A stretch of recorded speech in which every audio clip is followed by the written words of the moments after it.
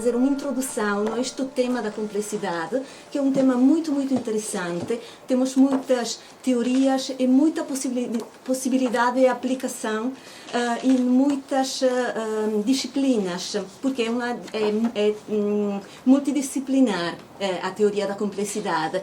E depois é uma focalização sobre as competências que precisamos para gerir a complexidade. E aqui, nesta apresentação, eu trouxe aqui alguns exemplos, por exemplo, de uma entrevista feita a um empresário que chama-se Zamperla.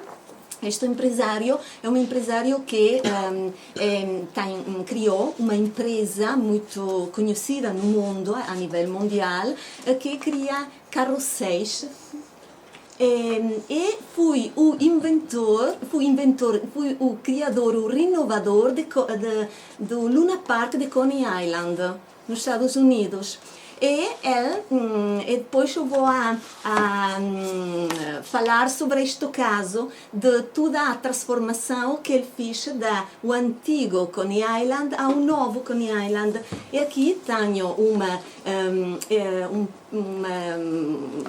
uma parte desta entrevista e da técnica que eu utilizo para analisar as competências e também as competências dos empresários. Eu trabalhei em muitos setores, em muito campo, também no hospitais, entrevistei os diretores hospitaleiros, entrevistei os diretores do teatros, e aqui tenho também as entrevistas para ver como esta técnica permite-nos de analisar a entrevista e desta entrevista perceber quais são as competências que estas pessoas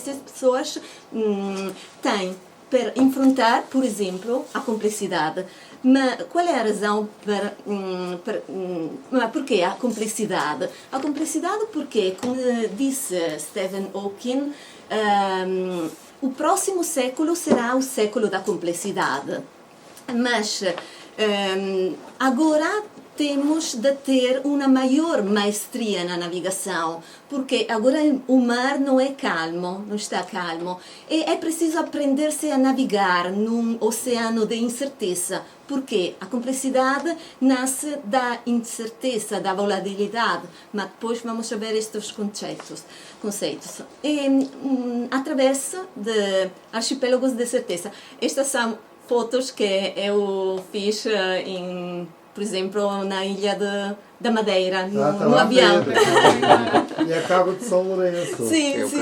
E a minha terra. É fantástico. Eu adoro o vosso país. Eu adoro. Quando é que tirou? Eu tirei 3 anos atrás. Mas estou apaixonada.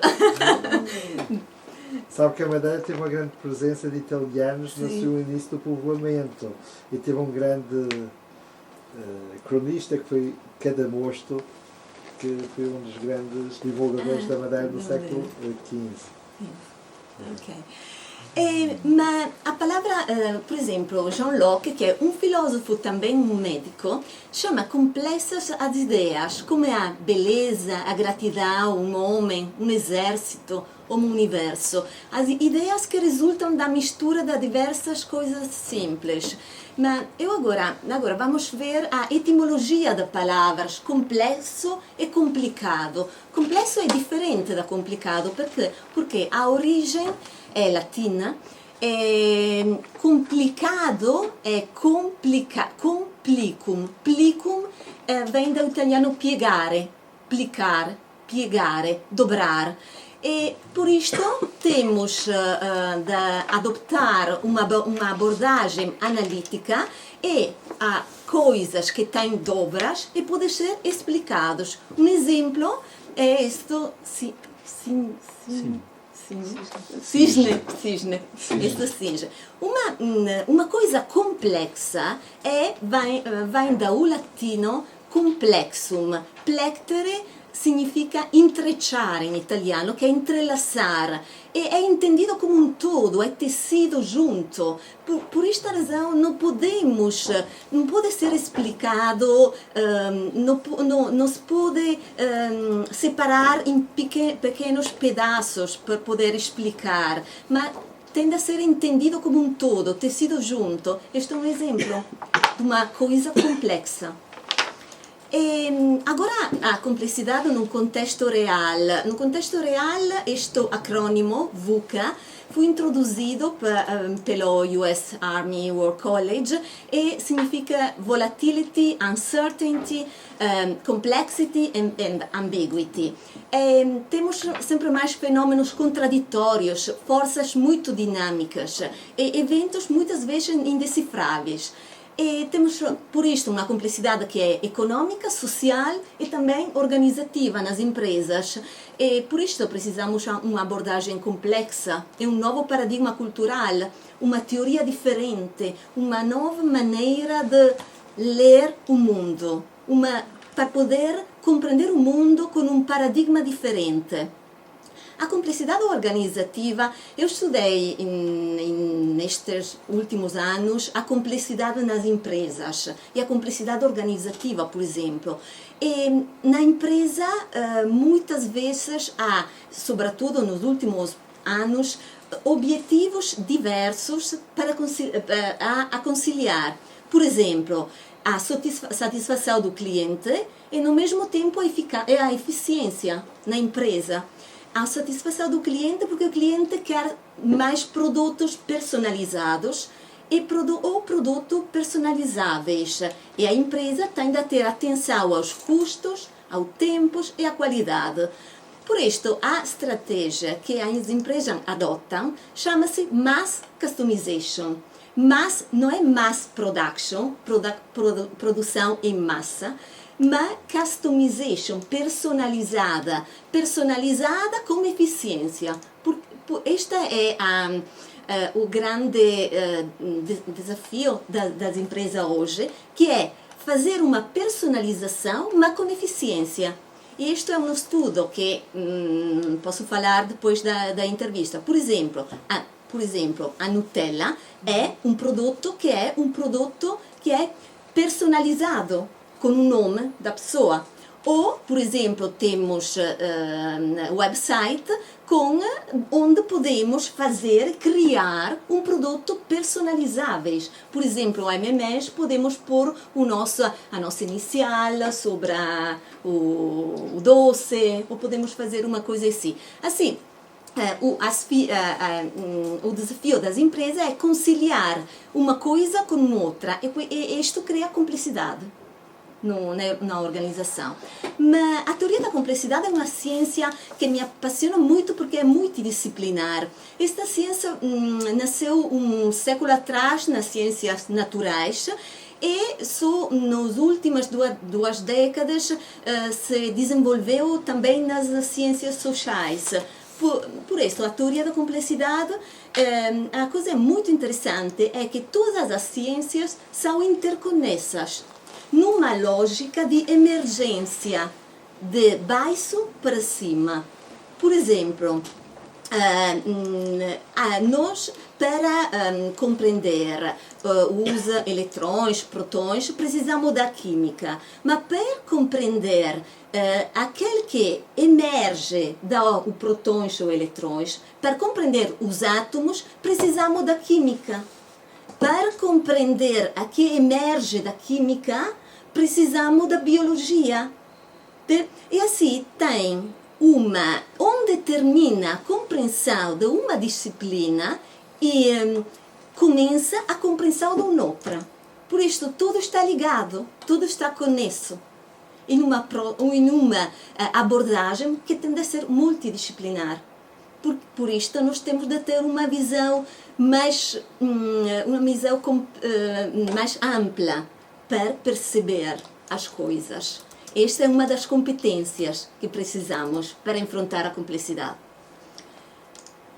Mas temos 7 princípios da complexidade. O poder de conexões. Cada um de nós é um nó que é influenciado e, no mesmo tempo, pode influenciar toda a rede. E depois temos um conceito de circularidade, de causalidade circular. Temos um feedback que regressa onde partiu o loop e amplifica amplificando ainda mais como um feedback positivo ou com um feedback negativo.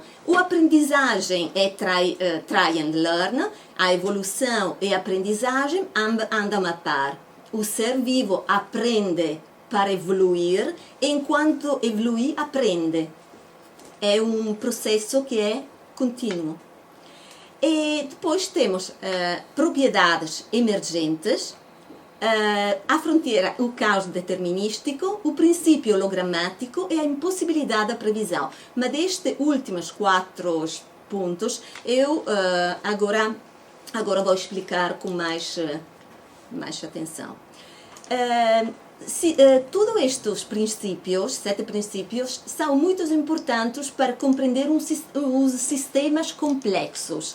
Mas sistemas complexos são muitos. O ADN é um sistema complexo. O cérebro, um formigueiro, por exemplo, um bando de pássaros, é um sistema complexo. A floresta amazônica, a economia mundial, são todos sistemas complexos. São os sistemas que têm alguma característica em comum, que são formados por numerosos elementos, um formigueiro, um bando de pássaros, numerosos elementos, onde temos muitas interações entre os elementos, também que não são lineares. E depois, estes sistemas são abertos e capazes de envolver, adaptar-se ao ambiente enquanto aprende. E cada nível deste sistema é importante para construir um nível sucessivo. Por exemplo, a célula vai a constituir o tecido, o operário vai constituir a equipe. É tudo ligado. Temos regras, e nestes sistemas que parecem assim complexos e indecifráveis, na realidade têm regras muito simples. Muito simples, que estas regras podem gerar comportamentos complexos e a capacidade de resiliência do sistema. Mas esta propriedade emergente, em todo o universo, há uma sincronia. Steven Strogatz há um vídeo no YouTube que é muito interessante, que fala, por exemplo, desta sincronia que há no universo. É uma sincronia incrível que se desenvolve, por exemplo, em toda a natureza, no bandos de pássaros, por exemplo. E é uma sincronia, uma harmonia. Parece tudo um batimento contínuo e inexistente. Tudo é como se fosse sincronizado. Tudo é na mesma sincronia, como se a natureza tivesse um desejo misterioso de ordem. E, por exemplo, os bandos de pássaros são sincronizados. No caso dos bandos de pássaros, não existe um líder. Parece que existe um líder, mas não existe. Não há um líder. A ordem emerge de baixo. Porque esta é a propriedade emergente dos sistemas. Emerge de baixo. E por quê? Temos regras muito simples. Cada pássaro alinha-se como os outros, regulando a própria velocidade na base do outro. Depois, mantém-se a distância de segurança dos companheiros. Por exemplo, a distância do masa, do companheiro de direita do companheiro de esquerda. E depois, só na presença de um predador, dispersa. E voar em bando permite de proteger-se dos predadores, de caçarem mais facilmente e de poupar energia. Por exemplo, a formação em V, que esta, permite de poupar energia a tudo.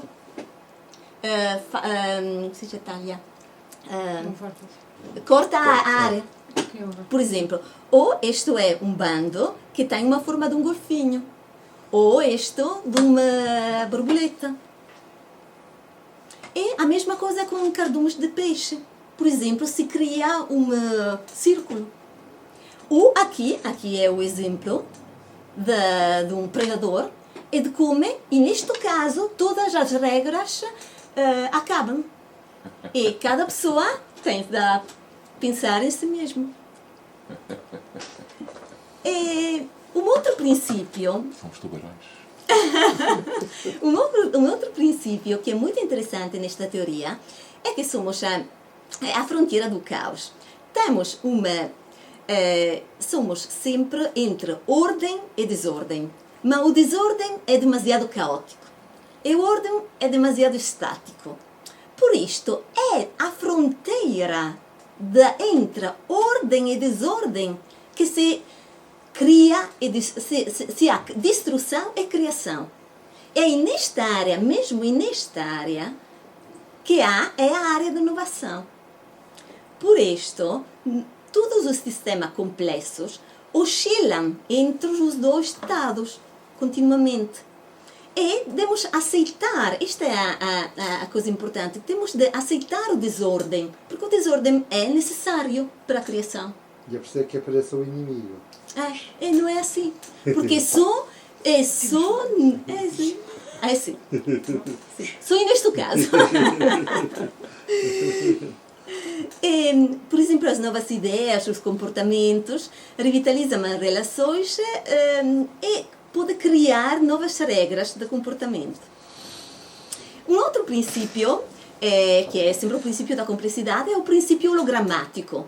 Holograma, do grego holos, inteiro, e grama, transferência. E temos a transferência do tudo na parte, como diz Morin. Do tudo, o tudo está na parte e a parte está no tudo. E a natureza organiza-se segundo um modelo que chama-se fractal. Este modelo, o pequeno na natureza, não é mais do que uma cópia do grande, uma transferência do grande no pequeno. O tudo é na parte e a parte é no tudo. E o fractal vem do latino fractus, e significa roto, fragmentado. Por exemplo, os fractais, isto é um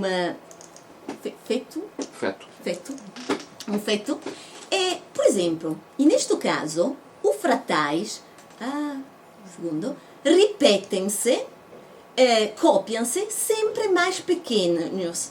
Por exemplo, esta folha aqui é uma a representação mais pequena do inteiro. Há um dentro dos outros, em escala diferente. A descoberta dos fractais deve ser a Mandelbrot e tem uma infinidade de aplicações da computação gráfica, finança. E Mandelbrot, nos seus últimos anos, falou que pode ser aplicada também no cérebro, em todo o sistema neural. É uma área interessante. Ele diz que, como computador, que se pode criar maravilhas sem fim, simplesmente repetindo infinito simples regras. Esta é uma repetição ao computador de regras muito simples. Mas temos também fractais na natureza. Por exemplo, aqui é uma repetição de uma pequena parte do grande elemento. Mas como afrontar a complexidade? Agora vemos muitos princípios, indicações, sugestão, mas como podemos afrontar a complexidade? A complexidade não pode ser reduzida ou eliminada. Por isto, devemos ter instrumentos, competências adequadas para afrontar a complexidade. Mas são muito importantes as competências transversais, soft skill. Eu trabalhei muito neste campo da soft skill, porque temos soft skill e hard skill. E muito de frequente as pessoas são contratadas para seu hard skill, mas são demitidos se falharem na gestão de si mesmo, de si próprio ou dos outros. São demitidos por uma falta de soft skill. São contratados para hard skill e são demitidos se faltam no soft skill, muitas vezes. são muito importantes, mas são muito difíceis de avaliar as competências transversais. Por exemplo, uma competência transversal é a capacidade de iniciativa, a capacidade de criar, a capacidade, a flexibilidade ou a empatia. São competências que são muito difíceis de avaliar, porque temos diferentes instrumentos, mas todos estes instrumentos têm alguma falta. Mas o que é uma competência? Uma competência, segundo Boyatzis, é uma característica de uma pessoa, que pode ser uma motivação, um traço, um aspecto da própria imagem, o papel social, uma skill, uma capacidade ou um conhecimento.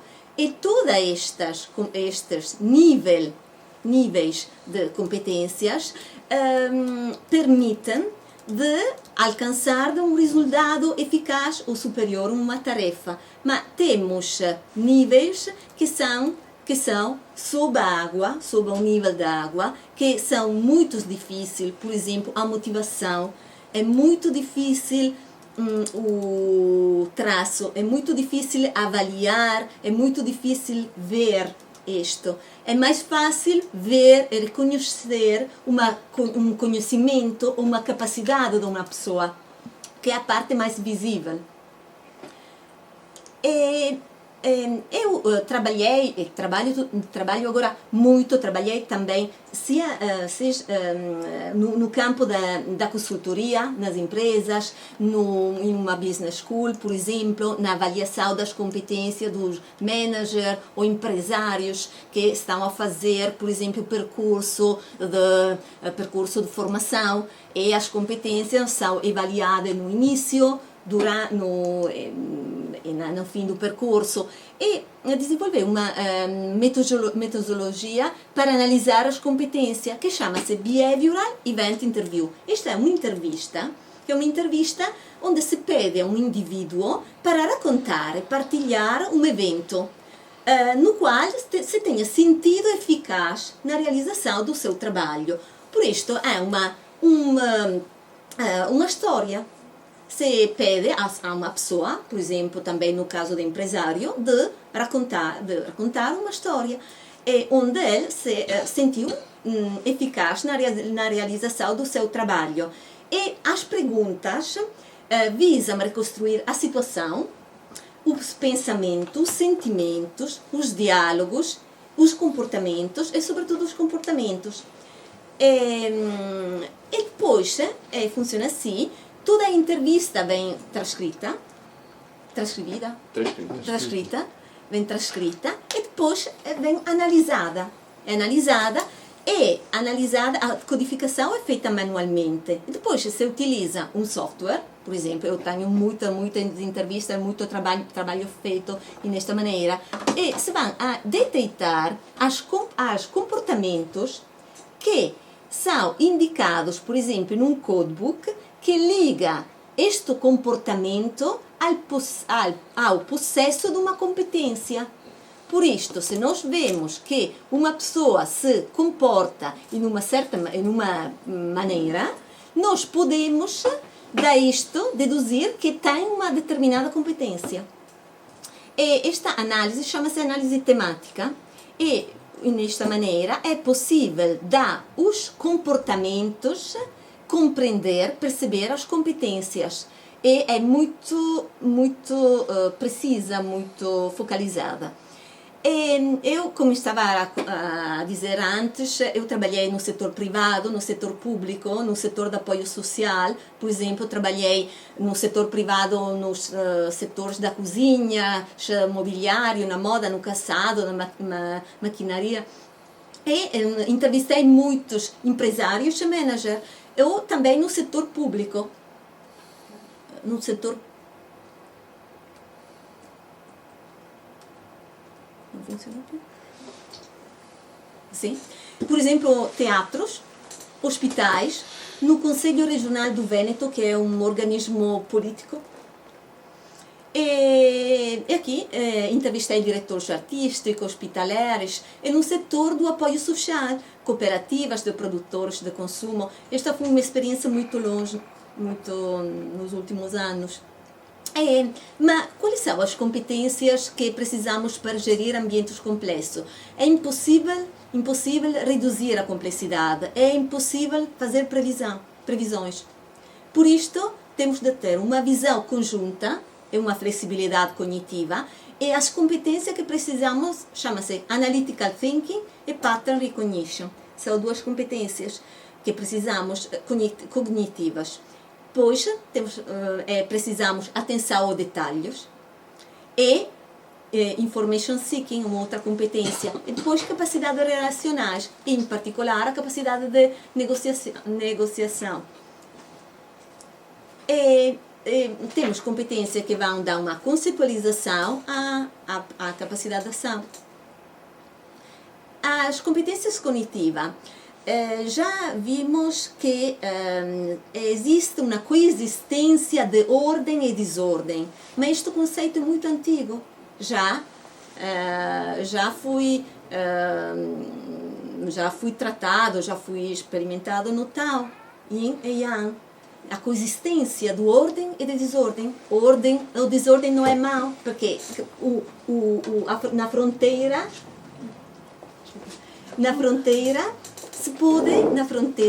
se pode criar uma inovação, a criação. E agora estamos a passar da cultura do or e da cultura do and. Ok, eu sou um segundo, vou só falar um segundo, assim as pessoas que chegaram agora podem compreender. Não faz mal. Eu estou a falar da complexidade e das competências que precisamos no ambientes complexos. E por isto, na complexidade é impossível reduzir a complexidade, é impossível a previsão, e por isto precisamos uma visão conjunta e uma flexibilidade cognitivas, uma atenção aos detalhes e capacidades relacionais. Estas são as competências que precisamos por isto, que vão dar uma conceitualização a uma ação. Eu estava a falar das competências cognitivas. E nisto passamos assim da cultura do or, uma coisa que exclui uma outra, à cultura do and, é todos juntos, uma visão, e por isto é preciso uma flexibilidade cognitiva. Nós temos dois reasoning sistemas de pensamento. Um sistema analítico. Um sistema analítico que é a competência conexa à competência de analytical thinking. As decisões são mais lentas e temos uma forma sistemática, sequencial. Dividimos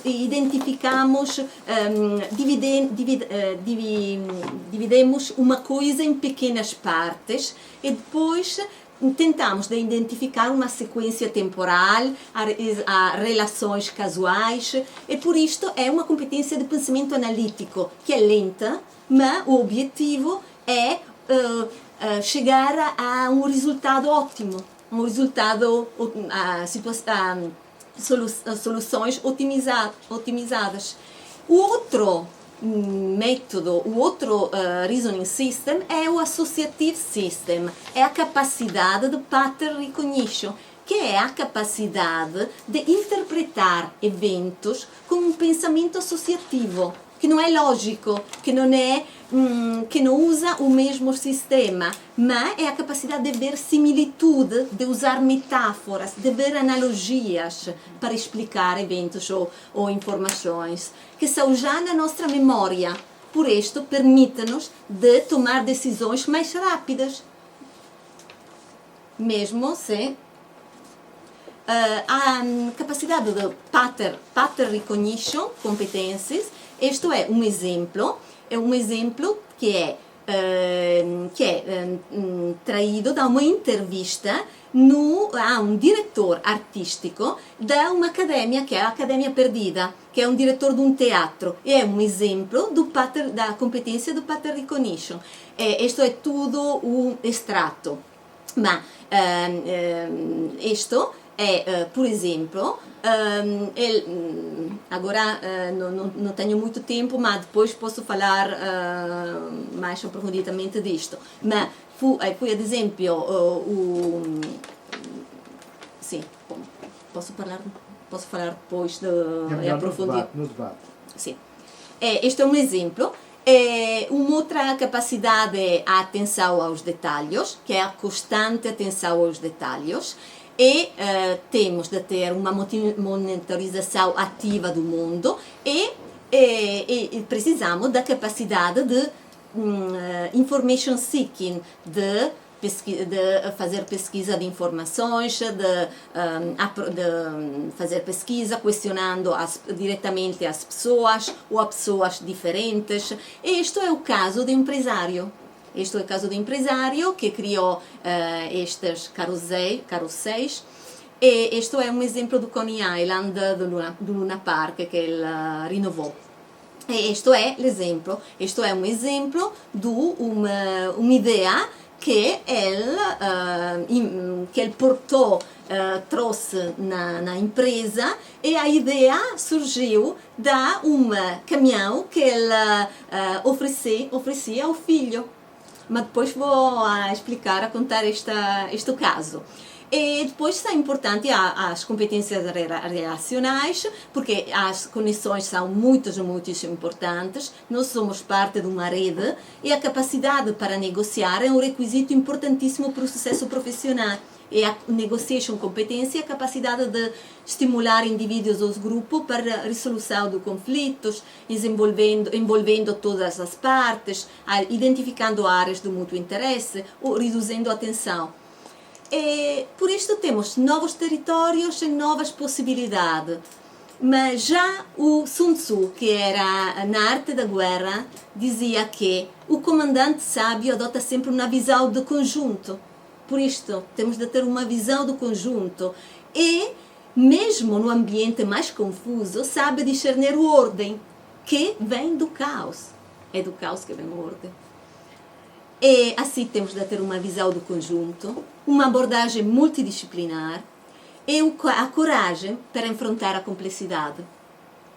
Porque é só caminhando que se faz o caminho e não podemos voltar para trás. E o único caminho é sulcar o mar. E aqui somos em Lisboa e daqui não partem estradas. Obrigada.